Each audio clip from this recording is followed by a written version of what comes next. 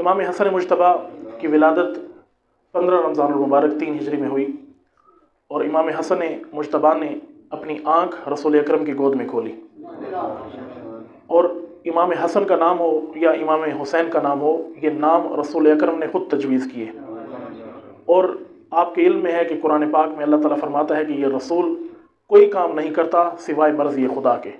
جب بھی بولتا ہے تو اللہ کی مرضی کے مطابق بولتا ہے، جب بھی کوئی کام کرتا ہے تو اللہ کی مرضی کے مطابق کرتا ہے۔ تو پتہ یہ چلا کہ امام حسن اور حسین کا نام رسول اکرم نے رکھا اور اللہ کے حکم سے رکھا۔ یہ عظیم ہستیاں، ان کی ولادت کے ایام ہوں یا شہادت کے ایام ہوں، یہ ایام مومنین کے لیے بہت اہم ہونے چاہیے۔ اور ان ایام میں کیا فریضہ ہے یہ آپ کی خدمت میں عرض کروں گا۔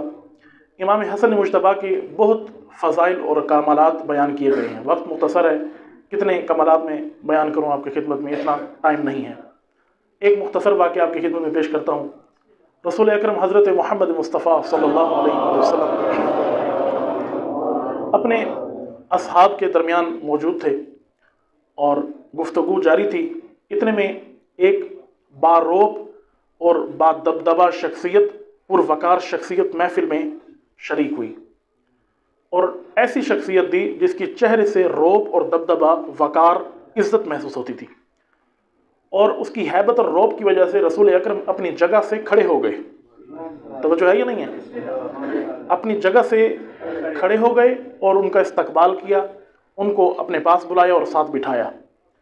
سب اصحاب حیران ہوئے کہ یہ کیسی شخصیت ہے جس کا استقبال کے لیے حضور خود کھڑے ہو گئے۔ حضور کے پاس آ کر بیٹھے اور کہنے لگے، یا رسول اللہ، آپ سے کچھ سوالات کرنے ہیں۔ تو حضور نے کہا کہ بالکل، آپ میرے لیے باعث احترام ہیں، قابل فخر ہیں، میں آپ کے سوالوں کا جواب دیتا، لیکن یہ میری گود میں 4 سال کا بچہ ہے، کیوں نہ یہ 4 سال کا بچہ آپ کے سوالوں کا جواب دے۔ یہ بچہ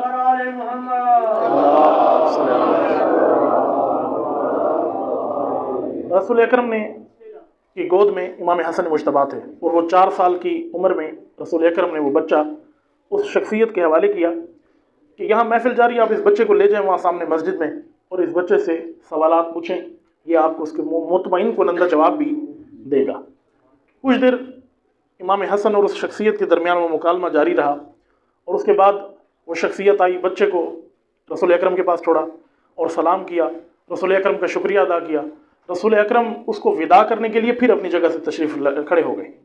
اور پھر کھڑے ہوئے اور مسجد کے آخر تک گئے چھوڑنے کے لیے۔ بعد میں اصحاب نے پوچھا، یا رسول اللہ، یہ کیسی شخصیت تھی، یہ کون تھے جن کے احترام میں آپ کھڑے بھی ہو گئے اور جن کے احترام میں آپ ان کو وداع کرنے کے لیے مسجد کے دروازے تک چلے گئے؟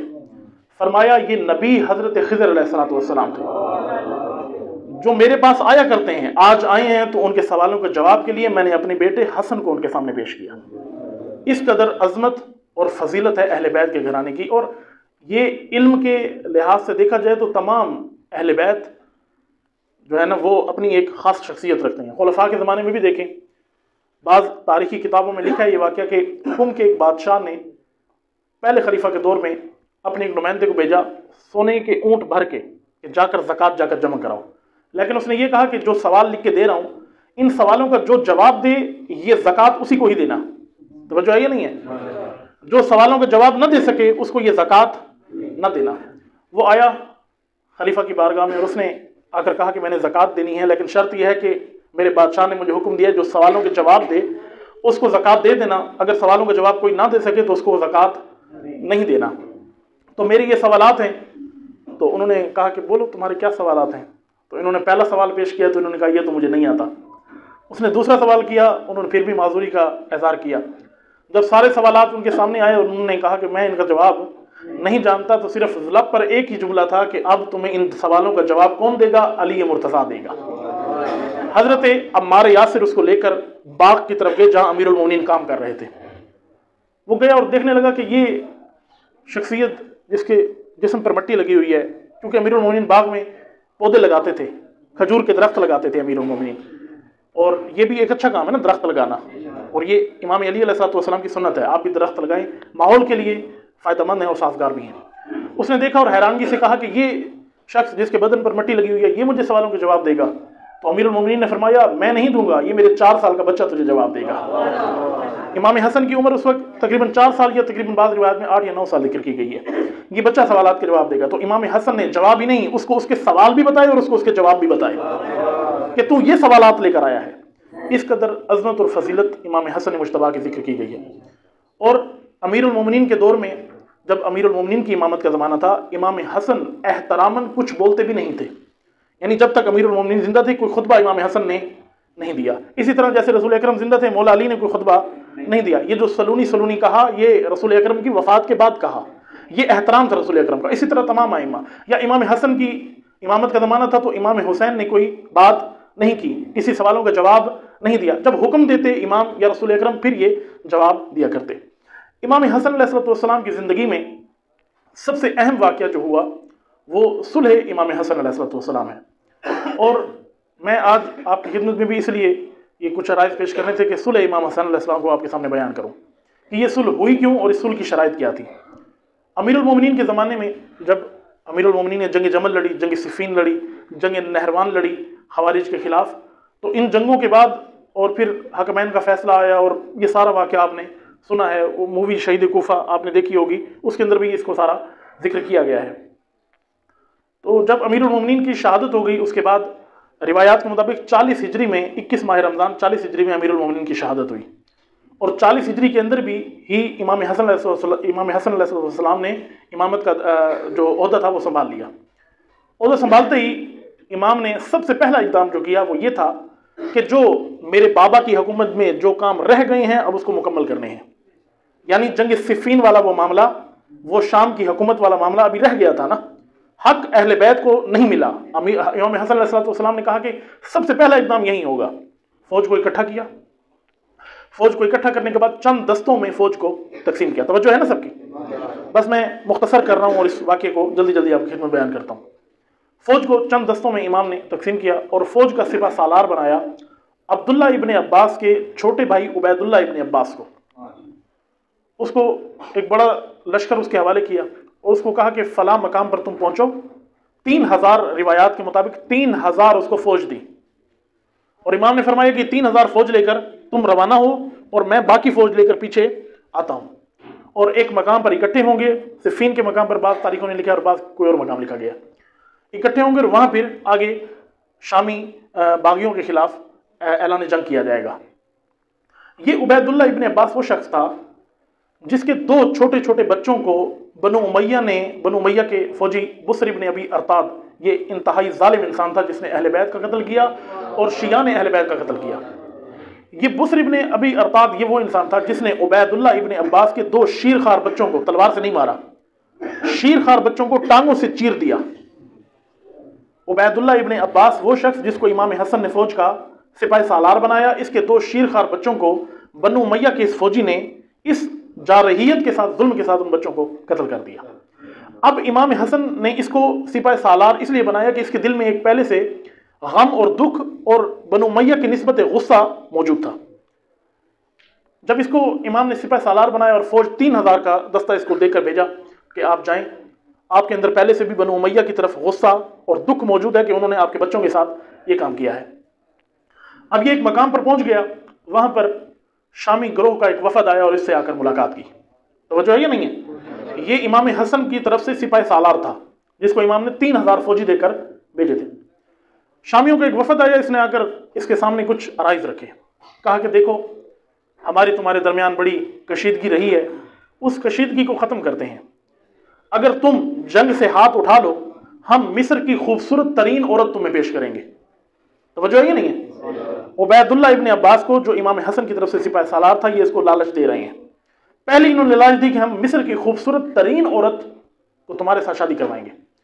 دوسری انہوں نے کہا کہ ہمارے لشکر میں لاکھوں درہم و دینار موجود ہیں، 1 لاکھ درہم ابھی دیں گے اور کئی لاکھ درہم بعد میں دیں گے۔ اور پھر انہوں نے فرمایا کہ تیسری لالچ انہوں نے یہ دی کہ تم اگر جنگ سے ہاتھ اٹھا لو تو تم ابھی حسن کی طرف سے سپاہی سالار ہو، اگر جنگ سے ہاتھ اٹھا لو تو شام کی مکمل فوج کا سپاہی سالار تمہیں بنا دیا جائے گا۔ 3 لالچیں دی گئی، ایک خوبصورت عورت تمہیں دی جائے گی، لاکھوں درہم و دینار تمہیں دیے جائیں گے، اور اس پوری فوج کا سپاہی سالار بھی تمہیں بنا دیا جائے گا۔ توجہ فرمائیں، یہ انسان نے، اس نے جب عبید اللہ ابن عباس نے جب یہ لالچیں سنی اور یہ شرطیں سنی، اس کا ضمیر مردہ ہو گیا، اور اس انسان نے جنگ سے ہاتھ اٹھا لیا اور شام والوں سے جا ملا، جس کو امام حسن نے 3000 فوجی دے کر بھیجا تھا۔ یہ وہ حقائق ہیں جو تاریخوں نے لکھے ہیں،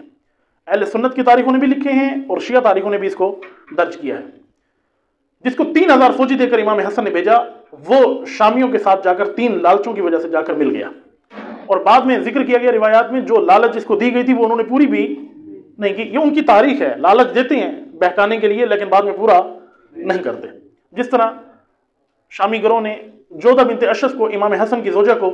بیوی کو لالچ دیا کہ تمہیں مال و دولت دیں گے اور اپنے بیٹے یزید سے تمہاری شادی بھی کروا دیں گے، تم کیا کرو، امام حسن کو زہر دے دو۔ اس نے زہر دے دیا، اس ملونہ نے، اور بعد میں جب اس نے زہر دے دیا تو وہ شامی گروہ بھی اپنے،